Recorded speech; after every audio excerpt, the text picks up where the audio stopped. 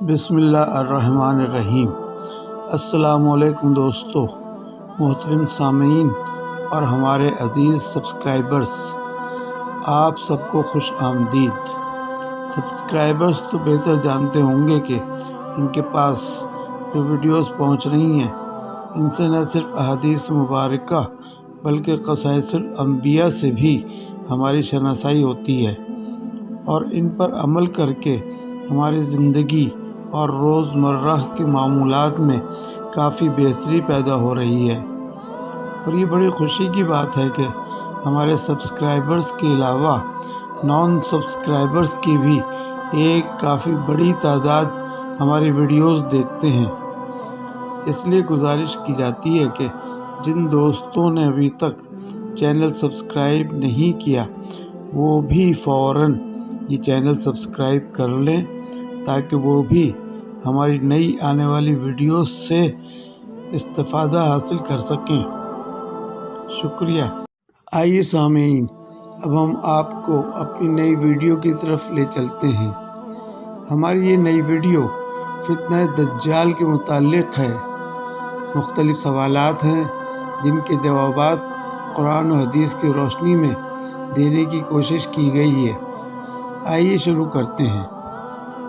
پہلا سوال، دجال کا خروج کہاں سے اور کس ملک سے ہوگا؟ معزز دوستو، سب سے پہلے بیان کرتے ہیں کہ دجال کا خروج کس شہر سے ہوگا۔ ابن ماجہ کی روایت ہے کہ حضرت ابوبکر صدیق رضی اللہ تعالیٰ عنہ فرماتے ہیں کہ رسول کریم صلی اللہ علیہ وآلہ وسلم نے ہمیں آگاہ فرمایا کہ دجال مشرق کی سرزمین سے نکلے گا جس کا نام خراسان ہے، اور یہ چمڑا بھری ڈھالوں جیسے چہرے والے لوگ اس کے ساتھ ہوں گے۔ اور حضرت امام احمد نے روایت کیا ہے کہ حضرت سعد بن جسام رضی اللہ تعالیٰ عنہ کہتے ہیں، میں نے رسول اللہ صلی اللہ علیہ وسلم کو فرماتے ہوئے سنا ہے کہ دجال ظاہر نہیں ہوگا مگر اس وقت جب لوگ اسے بالکل بھول چکے ہوں گے، حتیٰ کہ ائمہ مساجد منبروں پر اس کا ذکر کرنا چھوڑ دیں گے۔ اور مسلم شریف کی روایت ہے کہ حضرت حفصہ رضی اللہ تعالیٰ عنہ کہتی ہیں کہ رسول اکرم صلی اللہ علیہ وآلہ وسلم کا ارشاد ہے کہ دجال کا لوگوں کے سامنے نکلنے کا سب سے پہلا سبب اس کا غصہ ہوگا جو اسے غضبناک بنا دے گا۔ ناظرین گرامی، آئیے اب بات کرتے ہیں کہ دجال اس وقت کہاں قید ہے۔ سنن ابی داؤد کی روایت ہے کہ حضرت فاطمہ بنت قیس رضی اللہ تعالیٰ عنہ فرماتی ہیں کہ ایک رات رسول اکرم صلی اللہ علیہ وآلہ وسلم عشاء کی نماز کے لیے دیر سے تشریف لائے اور فرمایا، مجھے ایک عیسائی عالم جو بعد میں مسلمان ہو گئے ان کی باتوں نے روک لیا تھا۔ عیسائی عالم نے ایک آدمی کے حوالے سے مجھے بتایا کہ وہ آدمی سمندر کے کسی جزیرے پر کشتی کے طوفان میں پھنس جانے کی وجہ سے پہنچ گیا، جہاں اسے ایک عورت ملی جو اپنے بالوں کو کھینچ رہی تھی۔ اس آدمی نے اس عورت سے پوچھا، تو کون ہے؟ عورت نے جواب دیا، میں دجال کی جاسوس ہوں، تو ذرا اس محل کی طرف آ۔ میں اس محل کی طرف چلا گیا۔ وہاں میں نے ایک آدمی دیکھا جو بالوں کو کھینچ رہا تھا، طوق و سلاسل میں جکڑا ہوا تھا اور زمین و آسمان کے درمیان اچھل کود کر رہا تھا۔ میں نے پوچھا، تو کون ہے؟ اس آدمی نے جواب دیا، میں دجال ہوں۔ پھر دجال نے پوچھا، کیا امیوں کے نبی ظاہر ہو گئے ہیں؟ اس آدمی نے جواب دیا، ہاں۔ دجال نے پوچھا، لوگوں نے اس کی اطاعت کی ہے یا نافرمانی؟ اس آدمی نے کہا کہ لوگوں نے اس کی اطاعت کی ہے۔ دجال نے کہا، یہ ان کے لیے اچھا ہے۔ اور مسلم شریف میں ہے کہ حضرت فاطمہ بن قیس رضی اللہ تعالی عنہ کہتی ہیں کہ رسول اکرم صلی اللہ علیہ وآلہ وسلم نے ارشاد فرمایا، آگاہ ہو جاؤ، دجال شام یا یمن کے سمندر میں موجود ہے۔ پھر فرمایا کہ نہیں، بلکہ وہ مشرق کی طرف ہے، وہ مشرق کی طرف ہے، وہ مشرق کی طرف ہے۔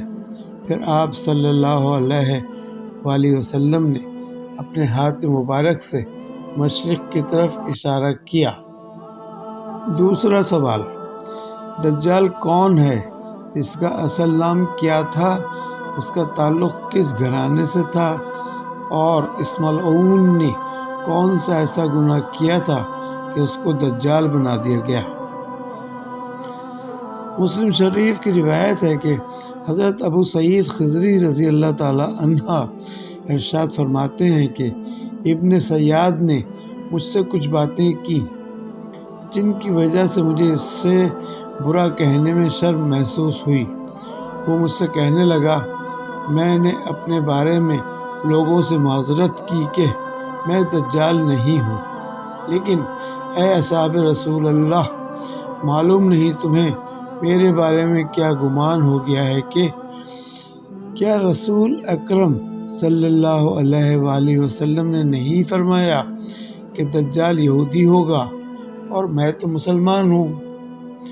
کیا رسول اللہ صلی اللہ علیہ وآلہ وسلم نے نہیں فرمایا کہ دجال کی اولاد نہیں ہوگی اور میری تو اولاد ہے؟ کیا آپ صلی اللہ علیہ وآلہ وسلم نے نہیں فرمایا کہ اللہ تبارک و تعالیٰ نے دجال کا اس مکہ میں داخل ہونا حرام کیا ہے اور میں نے تو حج کیا ہے؟ ویسی باتیں کرتا رہا۔ قریب تھا کہ میں اس کی باتوں پر یقین کر لیتا، لیکن ساتھ ہی اس نے کہا، واللہ میں اچھی طرح جانتا ہوں دجال اس وقت کہاں ہے، اس کے ماں باپ کو پہچانتا ہوں۔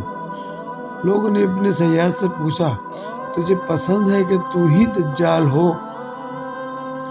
چنانچہ وہ کہنے لگا، اگر مجھے بنایا گیا تو میں ناپسند نہیں کروں گا۔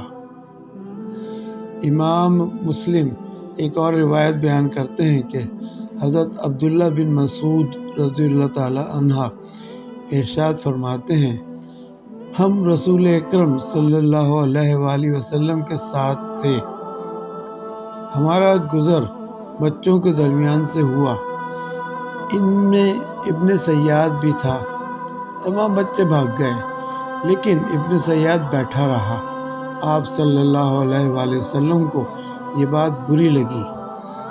آپ صلی اللہ علیہ وآلہ وسلم نے فرمایا، تیرے ہاتھ غبار آلود ہوں، کیا تو گواہی دیتا ہے کہ میں اللہ کا رسول ہوں؟ وہ بولا، نہیں، اور یہ کہہ کر وہ کافر ہو گیا۔ اس سے پہلے وہ مسلمان تھا۔ پھر ابن زیاد کہنے لگا، یعنی کہ حضرت محمد صلی اللہ علیہ وآلہ وسلم گواہی دیتے ہیں کہ میں اللہ کا رسول ہوں، اور اس طرح اس نے حضور اکرم صلی اللہ علیہ وآلہ وسلم کی بارگاہ میں یہ گستاخی کی۔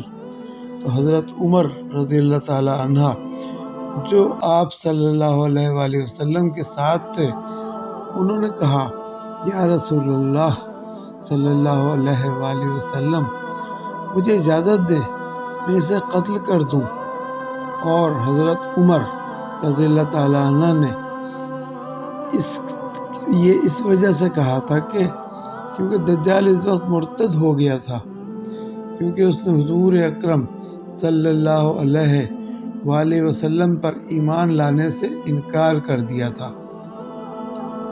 چنانچہ حضرت عمر رضی اللہ تعالیٰ عنہ نے کے جواب میں حضور اکرم صلی اللہ علیہ وآلہ وسلم نے فرمایا، اگر یہ وہی ہے جس کا تجھے شک ہے، یعنی کہ دجال ہے، تو پھر تو اسے قتل نہیں کر سکتا، اور اگر کوئی اور ہے تو اسے قتل کرنے کا فائدہ نہیں ہے۔